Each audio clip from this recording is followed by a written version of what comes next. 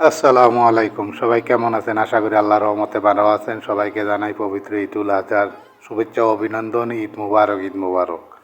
এই কোরবানি ঈদে কোরবানির পশুর পায়া দিয়ে নেহারি বা পায়া রান্না করে দেখাবো না তা কি হয়?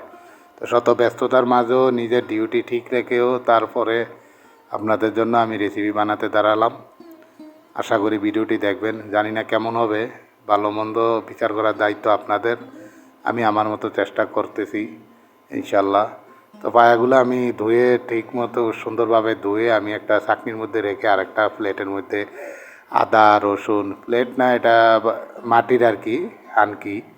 তো এটা আমি একজনের কাছ থেকে ধার এনেছি আর কি, প্রবাসের মাটিতে এটাও আছে। যাই হোক, তো আমি আদা রসুন হলুদ মরিচ ধনিয়ার গুঁড়া জিরার গুঁড়া তারপরে আপনার কারি পাউডার এগুলো দিয়ে পানি দিয়ে সুন্দরভাবে মিশিয়ে নিচ্ছি আর কি।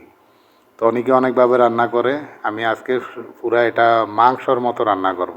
যেভাবে আপনার গরুর মাংস মুরগির মাংস ইত্যাদি রান্না করেন মাংসর মতো রান্না করব, যাতে করে আপনাদের শিখতেও সুবিধা হয়, আমারও সুবিধা হয়। আমি ভাত দিয়েও খেতে পারি, রুটি দিয়েও খেতে পারি, পরোটা দিয়েও খেতে পারি, মানে তিন দিক দিয়ে যাতে খেতে পারি সেই অনুযায়ী আমি রান্না করার চেষ্টা করব।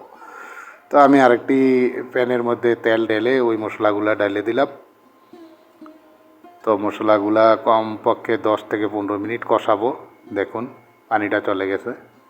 আর এদিক দিয়ে আমি পায়াগুলা 1 ঘন্টা সিদ্ধ করে নিয়েছি। এটা হয়তো ভিডিও লম্বা হয়ে যাবে, সেজন্য আপনাদেরকে দেখাই নাই। আর ওই সিদ্ধ করার সময় ওই পায়ার মধ্যে কিছু গরম মশলা দিয়েছি, সামান্য লবণ আর একটু নামে একটু হলুদ দিয়েছি, যাতে মাংসটা সাদা না হয়, একটু হলুদ হয়।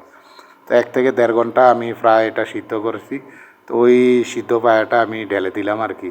তো ভিডিও অনেক লম্বা হলে অনেকেই দেখতে চায় না, বিরক্ত বোধ করে, তাই আমি ওই সিদ্ধটা আর দেখালাম না, বলে দিলাম আর কি।